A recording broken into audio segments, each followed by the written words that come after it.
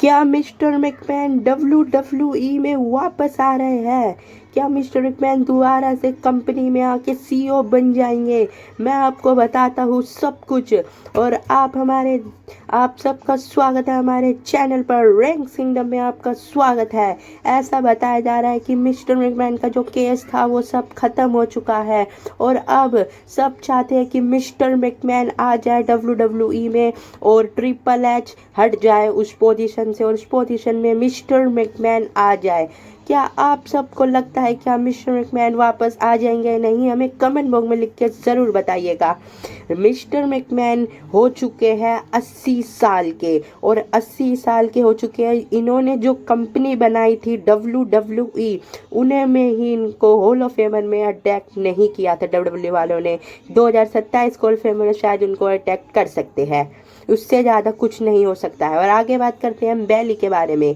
बैली क्या WWE से retire हो चुकी है? ऐसा मैं ही नहीं, मल्टीपल न्यूज़ चैनल कह रहा है, क्योंकि यूँ बताया जा रहा है कि बैली का कॉन्ट्रैक्ट है जो वो 2-3 महीने में एक्सपायरिंग हो जाएगा। फिर उसके बाद बैली हमें नहीं दिखेगी, वो AEW में चली जाएगी, क्योंकि साशा बैंक भी वहाँ पर है। उन दोनों का एक ड्रीम मैच हो सकता है।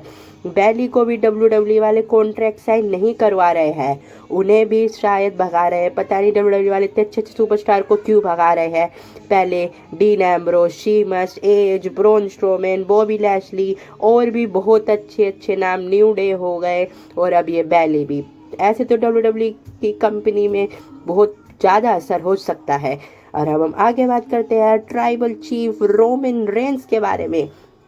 WWE वाले ने अनरियल सीजन 3 लॉन्च कर दिया है अपने नेटफ्लिक्स पर और उसमें हमें रोमन रेंस 3 सालों से नहीं दिखे हैं। 3 सीजन आ चुके हैं अनरियल के और उसमें एक भी बार रोमन रेंस नहीं दिखे हैं। शायद अगली साल रेसलमेनिया में रोमन रेंस का स्पेशल एपिसोड आ जाए, या फिर रोमन रेंस के सीक्रेट WWE वाले दिखाने नहीं चाहते। आपको क्या लगता है, क्या रोमन रेंस का अनरियल में आना चाहिए या नहीं? कमेंट बॉक्स में लिख के हमें ज़रूर बताएं।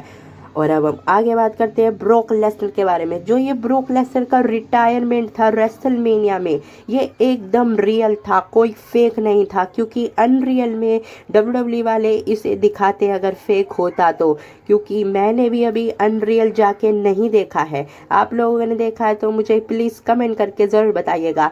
मैंने अनरियल अभी इसलिए नहीं देखा क्योंकि वो अभी हिंदी डब नहीं हुआ है, वो अभी इंग्लिश में ही है। अनरियल तो बेटर हिंदी में ही लगता है। आपको क्या लगता है कि हिंदी में अनरियल अच्छा लगता है या इंग्लिश में? कमेंट बॉक्स में ज़रूर बताएं।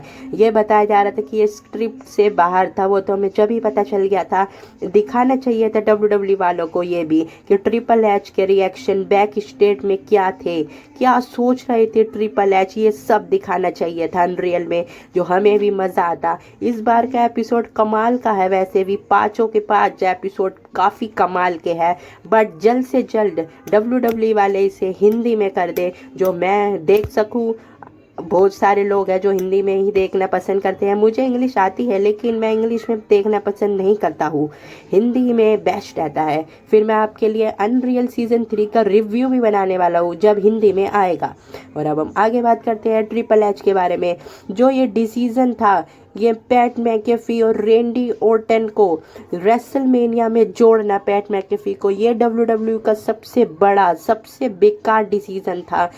क्योंकि ट्रिपल एच ये चाहते थे कि पैट मैकेफी के साथ लोग रेंडी ओर्टन को भी हेट करे, कोडी रोड्स को नहीं करे। क्योंकि जब रेंडी ओर्टन का हील टर्न हुआ था तो सारे सपोर्ट में चले गए थे रेंडी ओर्टन के, लेकिन WWE फैंस रेंडी ओर्टन को हेट ही नहीं कर पा रहे थे, इसलिए पैट मैकेफी को भी रेंडी ओर्टन ने लात मार के भगा दिया। अब रेंडी ओर्टन भी हमें नहीं दिख रहे हैं। अब हम आगे बात करते हैं। ये देखिए जो रेसलपलूजा में मैच हुआ था ब्रोक लेसनर और जॉन सीना का, ये जो इन्होंने ही लिखा था इन दोनों का मैच, इन्होंने ही बोला था कि ब्रोक लेसनर इस मैच में डोमिनेट करने चाहिए, और इन्होंने ये कहानी लिखी थी जो हम सारे बोल रहे थे कितना बुरा सोचा है ट्रिपल एच ने इन मैच के बारे में। ऐसी हाइप बना दी थी कि लास्ट मैच है, पता नहीं क्या ही हो जाएगा, क्या क्या होगा। लेकिन WWE वालों ने एंड में क्या दिखाया, वो ही मूव, सुप्लेक्स F5 AA, बस ब्रोक लेसनर ने 3 नहीं 4 F5 निकाल के मैच को निकाल लिया था। और अब हम आगे बात करते हैं मंडे नाइट रो के बारे में। मंडे नाइट रो जो हुआ था उसमें एक भी वुमेन्स का मैच नहीं रखा था, बस एक्साइटमेंट ही थी। आप देखिए बैली, माफ़ी चाहता हूँ, लारा वैकारिया, सोल्रू का, इन सब की बस एक्साइटमेंट ही हो रही थी। तो ऐसा बताया गया है कि ये जो रो था ये सबसे बेकार रो माना गया है इतिहास का। और अब हम आगे बात कर लेते हैं फ्राइडे नाइट स्मैकडाउन की वेयरशिप को लेके। फ्राइडे नाइट वेयरशिप आप देखिए इतनी आई है, आप यहाँ पर देख सकते हैं कितनी वेयरशिप आई है फ्राइडे नाइट स्मैकडाउन की। और अब हम आगे बात करते हैं कौन, बिगी की, माफ़ी चाहता हूँ, बिगी यहाँ पर जिम विम कर रहे हैं।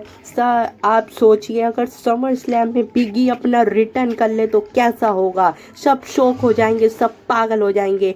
आपको क्या लगता है कमेंट बॉक्स में लिख के हमें ज़रूर बताइएगा। और अब हम आगे बात करते हैं, आप देखिए CM पुंक 47 साल के, कोडी रोज 41 साल के, रोमन रेंस 41 साल के, सेथ रोलेंस 40 साल के और निक ओल्डिस 39 साल के। ऐसा बताया जा रहा है कि ये सारे रेसलर बूढ़े हो चुके हैं और अभी करंट टाइम में यही WWE को संभाल रहे हैं और कोई न्यू टैलेंट नहीं बना पाए हैं ट्रिपल एच। और अब हम आगे बात करते हैं अगले हफ्ते के मंडे नाइट रो के बारे में। अगले हफ्ते का मंडे नाइट रो बहुत शानदार होगा। आप देखिए रोमन रेंस और सेथ रोलेंस आएंगे, ओवा और ब्रोक आएगा, ब्रोक लेसनर आएंगे और जो हेनरी और उन डैन हाउजन का सेगमेंट होने वाला है, बहुत शानदार आने वाला है। आगे बात कर लेते हैं हम AJ स्टाइल के बारे में। क्या AJ स्टाइल TNA में जाएंगे? क्या AJ स्टाइल TNA में जाएंगे? ऐसा तो नहीं होने वाला है कि AJ स्टाइल TNA में चले जाए। और अब हम आगे बात करते हैं लिव मॉर्गन के बारे में। लिव मॉर्गन ने जो गाना बनाया था अपना, उसके बारे में भी अनरियल में बातचीत हुई है। अनरियल बहुत कमाल का एपिसोड आया है इस बार का। और जॉन सीना ने ये बोला है कि जो 2025 में मेरा हील टर्न हुआ था उससे best heel turn Liv Morgan का हुआ था। आपको क्या लगता है किसका बेस्ट हील टर्न था? हमें कमेंट बॉक्स में ज़रूर बताइएगा। आगे बात करते हैं हम AJ ली के बारे में। AJ ली का भी रिटर्न जैसे हुआ था तो 30 मिनट पहले ही WWE वालों ने उनका कॉन्ट्रैक्ट साइन करवाया था। AJ ली के वैसे फ़ोन पे बात होती रहती थी लेकिन तभी कॉन्ट्रैक्ट साइन करवाया था। ये सब अनरियल में बताया गया है। मैं आपको रिव्यू बनाऊंगा जब हिंदी में डब हो जाएगा अनरियल। और अब हम आगे बात करते हैं सेथ फ्रिकिन रोलेंस के बारे में। सेथ रोलेंस के भी अनरियल में एक इतनी शानदार चीज़ थी क्योंकि एक फैंस को उन्होंने बोला था कि मैं आऊँगा वहाँ पर रो पर, और वो आए और उन फैंस से मिले तो वो जो फैंस था वो बहुत इमोशनल हो चुका था। और अब हम आगे बात करते हैं ब्रॉन ब्रेकर के बारे में। ब्रॉन ब्रेकर 2026 का रॉयल रंबल, ब्रॉन ब्रेकर अगर रॉयल नंबर जीत जाते तो शायद उनका करियर टॉप पे चले जाता। अब वो मैन स्टोरी में तो है ही नहीं, वो बस ऑस्टिन थियोरी और मैक्सिम डुप्रीन के बॉडी गार्ड से लग रहे हैं। उनका अब कुछ भी नहीं हो सकता है। और क्या मिस्टर मैकमैन आ सकते हैं ये नहीं, ये अभी किसी को नहीं पता है, पता चल जाएगा आगे। शायद अगले साल तक ये हॉल ऑफ फेमर में टैग भी हो जाए। चलिए मिलता हूँ आपसे नेक्स्ट वीडियो में, तब